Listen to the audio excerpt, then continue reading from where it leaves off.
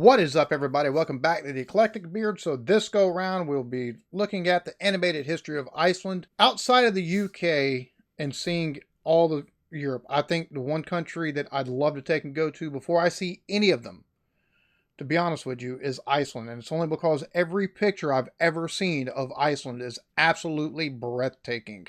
I know it's a volcanic island, and they got the geothermal pools out there, and just they got some weird food to eat, like the fermented, almost rotted shark, and that basically, if you eat it at the wrong time, can pretty much kill you. And other, a lot of lamb and a lot of fish. So, but just the scenery and anything I've ever seen about Iceland, it seems like the land and the people there are beautiful. So it's been taken a little bit too long, in my opinion, to actually look at a country that before I wanted to take a look at anywhere else, I've always wanted to visit. So yeah, let's go ahead and get into it. Iceland is a great example of how history and culture can be preserved. The tiny volcanic island within breathing distance of the Arctic Circle acted as an incubator for cultures that haven't been around for centuries at this point, giving a reflection into pre-Christian Scandinavia. Nation-states as we know them today are influenced by a huge variety of factors, the speed of which can be measured in proximity. Denmark was the center of the Nordic world in the early Middle Ages. Its wet, swampy, and disease-ridden marshes, or mark, was what insulated the Scandinavian peninsula from the rest of Europe, which had allowed the Vikings to originate in the first place. In fact, this barrier, as well as the volatile and stormy North Sea, was so difficult to navigate that the Scandinavians were a footnote to early European cultures like the Romans. Only northern barbarian raiders were talked about at any significant length. Gotta hand it to the Romans, they didn't discriminate because everyone was a barbarian. It would take centuries of technology to bring Scandinavia into the Christian fold. Better roads, stronger horses, and ships that wouldn't capsize when you put them in the bathtub. And thus Scandinavia was Christianized. And if the Europeans had simultaneously gotten their hands on the spectacularly wealthy Viking trade routes at the same time, well, that was just an added bonus, right? Iceland, on the other hand, was incubated not by a mark, but by the gargantuan North Atlantic Ocean. The further north you go, the worse the storms get. Besides, Iceland was out of the way and didn't offer much in the way of valuable trade to even bother with. So a few more centuries in the technology oven, Iceland would have to wait its turn. But in the meantime, we got to see what these northern barbarians would do, isolated so far from the rest of the world. Kind of makes that's just it's a nice little teaser. Kind of makes you wonder, like, okay, so all this is going on, there's people in Iceland, what exactly is going on with them? Because it seems that I don't think I've ever heard anything historical about Iceland, to be honest with you. I think for me that's another one of the things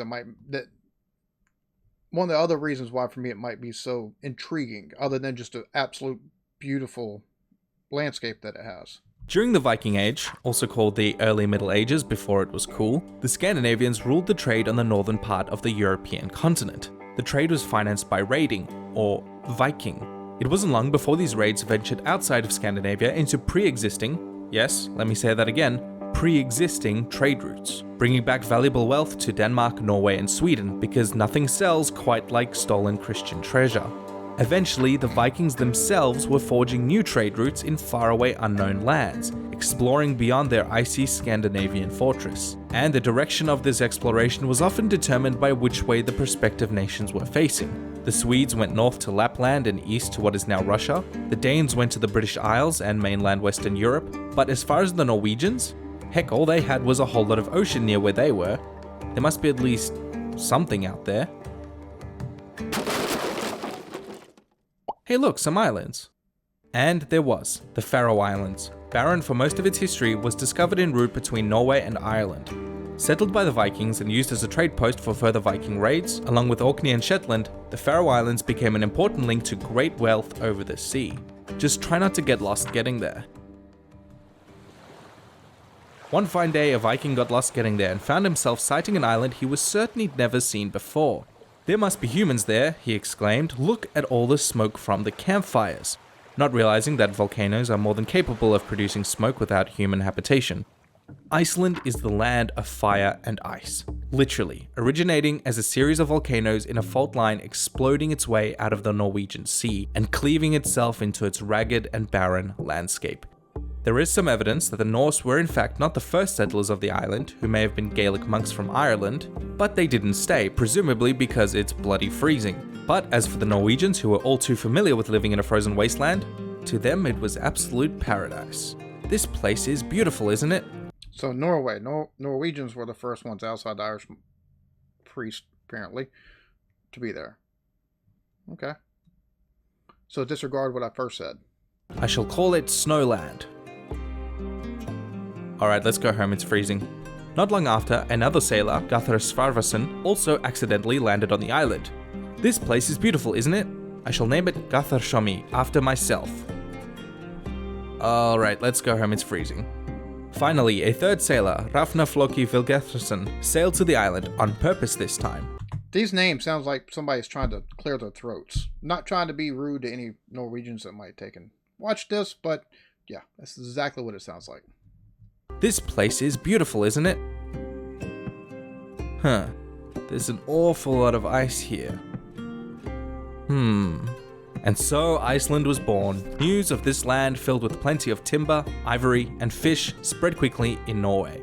Ingolfr Arnason would set sail to the island in 874. As he neared the island, he threw 2 carved wooden pillars overboard and vowed to settle wherever they washed ashore, seeing it as a blessing from the gods. The pillars landed nearby to the settlement of what would become Reykjavik, meaning Smoky Cove after the geothermal steam rising from the rock.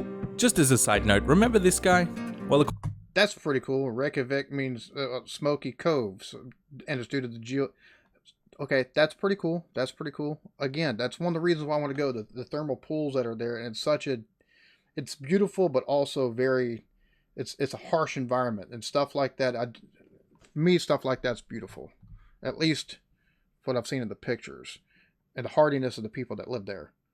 That's all very intriguing to me.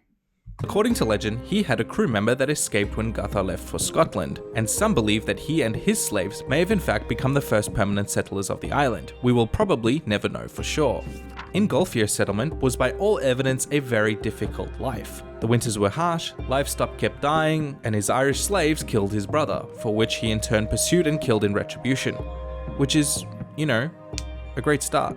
But other than that, we don't really know much, mostly hearsay and oral stories passed down through the ages. Even the historical chronicle of Iceland was written centuries after the Viking Age, so it's hard to get an accurate picture of these early settlements. What we do know is that the land became periodically settled over a few decades with outlaws, exiles, broke Vikings, and all other manner of marginalized people, mostly from Norway but also elsewhere in Scandinavia. So it was a land of rejects. Basically the land of broken toys. Curiously enough, there's also a lot of genetic evidence that these settlers brought with them captured slave women and concubines, mostly from Scotland and Ireland. Ingolfr's son, Thorstein, began the tradition of meeting together for the Thing, which was a custom of chieftains meeting together and discussing matters in a sort of Viking Age-style democracy. As more and more chieftains arrived to the island, the Thing grew until a National Assembly, or Althing, was established in 930, presided over in Scandinavian customary laws by law speakers. This makes the Althing the oldest parliament in the world.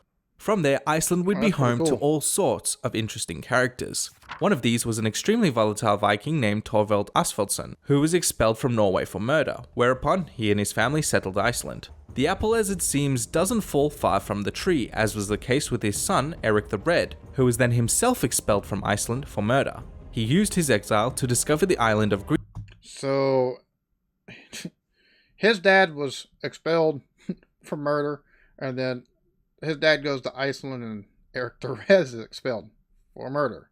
Okay, sounds like a family tradition. Greenland and settled it permanently in 985. Having a pedigree for discovery at this point, his son, Leif Erikson, would go on to be one of the most famous Icelanders in history, credited for being the first European to discover America. He created a settlement in an area he called Vinland in modern-day Canada, but then abandoned the village, presumably because, who would want to live in Canada? It is around this time that Christianity started to take a hold of Iceland, mostly by pressure from Norway to improve relations for trade. Leif Erikson was even among the first converted, and is also credited with introducing the new religion to Greenland. Although slowly being Christianized, the Icelanders maintained vast amounts of their ancestral pagan customs. They still met at the Althing, they still raided as Vikings for a long time, and they still settled disputes the way Vikings would. They gave birth to a rich literary sector, writing down and preserving the oral accounts in a list of sagas, some of the oldest writings in Old Norse, detailing stories from all over the Scandinavian world, from Russia and England to Denmark and Greenland.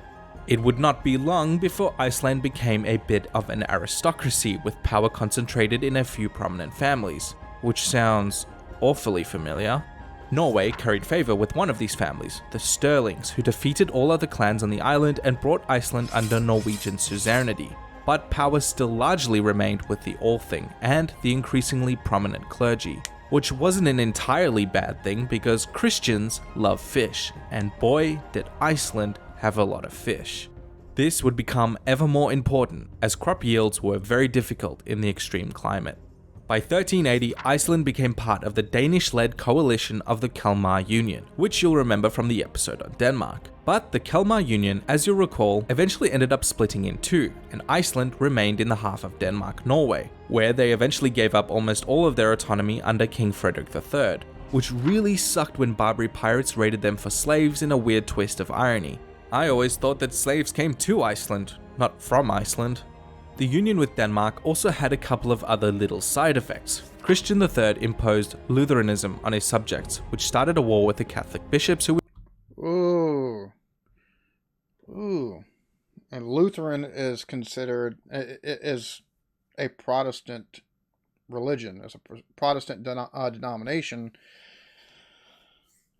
The early religion of the world, or at least the early Christian religion, would be Catholicism. And Catholicism and Lutheranism, especially after 95 Thesis and all the hullabaloo cover, yeah, I can imagine how that might not go over well. were defeated in 1550, and from then on the Reformation would completely take hold of Iceland. You'll also recall the rivalry that Denmark had had with the Hanseatic League, which really became more of a problem as Icelandic goods increased in demand in Germany and Britain, who were all too happy to trade with another Protestant nation. This led the Danish monarchy to restrict all trade of Iceland to go through Denmark only, in a sort of early mercantilism. For most Icelanders, it was pretty hard living, earning all but meager wages, and most of the wealth generated going to the merchants of Denmark. And what little agriculture they had was almost completely destroyed in an eruption of the Laki volcano, leading to the death of up to a quarter of the population by starvation. At almost every turn, the Icelanders were sandbagged by the Danish government, preventing any growth and prosperity for the people. This extreme famine, as well as the ideas of the European Enlightenment, started making Icelanders call for a change. Those calls got louder at the outbreak of the Napoleonic Wars. The 19th century would be Iceland's road to independence. The Danish-Norwegian Empire had allied with Napoleon during the Coalition Wars, and so found itself at the end of a cleaving tool in 1814. Iceland remained part of the Union, but had its Althing suspended, which, as you can imagine, they were not happy about. It would take John Sigurdsson, a self-described history nerd and Icelandic romanticist, to really get the ball rolling on independence, and Home Rule was granted in 1874. But the story doesn't end there, because European monarchies started to get a little concerned about the rampant destruction caused by nationalism in a little event called the First World War. Fine, you're independent, but I still get to be your king. I'll be like the King of England, and you'll be like our Canada. Ugh. Another side note, but 391 Icelanders did actually fight in the war under other nations' flags. Among a few other concessions, the Danes were also in charge of Iceland's defense, which was a little hard for them to do in 1940 when Nazi Germany conquered them in a little under 6 hours. Great. Iceland was alone. Sven Björnsson set about creating an emergency government and a small coast guard. So it seems like the Danish wanting to hold on to, Denmark wanting to take and hold on to that control for all the goods, probably set them back a fair bit. Because by all accounts, they definitely could probably do some self-sustainment. Probably would have done a lot better without somebody lording over them. But completely the opposite of what you may expect, Iceland did end up getting invaded. By the British though, because they felt Iceland was too valuable to be captured by the Germans. Grumble, grumble, grumble, grumble. British occupation was then handed over to the United States, both occupations revitalizing the Icelandic economy. By some accounts, the nation had a 100% employment rate during the war. Icelandic casualties of the war were limited to a few civilian ships sunk by the Germans. But as the war progressed, the Icelanders had started to get a taste for going it alone, and they liked it. This led the Althing to hold a plebiscite on whether or not to secede from Denmark, which passed by 97%. Holy and so, crap. from 1943, Iceland would become a republic, with Björnsson as its president. The Danish king did send a letter of congratulations, so I guess they're cool with it. From there, things were pretty quiet. Even when Iceland did come to the center of the world stage, it was during the Cod Wars, in which the UK and Iceland fought over an expansion of Icelandic fishing rights. The conflict began in 1958 and lasted until 1976, and resulted in an almost unheard of one single casualty, and crucially, an Icelandic victory. Icelandic people are a Wait, what? They went to battle with the UK and actually won? single casualty, and crucially, an Icelandic victory. Icelandic people are a really hard bunch, enduring living in the very fringes of human habitation, enduring all manner of what Mother Nature has to throw at them. Freezing temperatures and storming seas, active volcanoes, and enough rain to make an Englishman jealous. They provide a glimpse into the Viking past, recording the lives and cultures of a Enough rain to make an Englishman jealous.